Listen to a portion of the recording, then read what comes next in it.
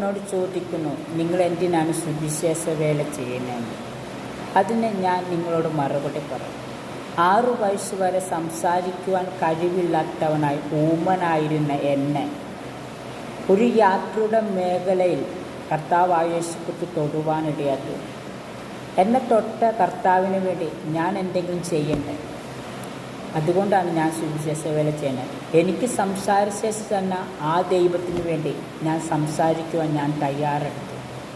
സുവിശേഷ വേല ഒരിക്കലും ചെയ്യുവാനുള്ള പ്രാപ്തിയോ യോഗ്യതയോ വിദ്യാഭ്യാസമൊന്നും എനിക്കില്ല. പക്ഷേ എൻ്റെ ദൈവം എനിക്ക് സംസാരിക്കാൻ കഴിവ് തന്നു. നിങ്ങളുടെ മുമ്പിലായാലും ഇങ്ങനെ വന്നിരുന്ന് സംസാരിക്കാൻ എനിക്ക് കഴിവ് തന്നത്, അല്ലെങ്കിൽ എനിക്ക് അതിനുള്ള ശേഷി തന്നത് കർത്താവായ യേശുക്രിസ്തുവാണ്.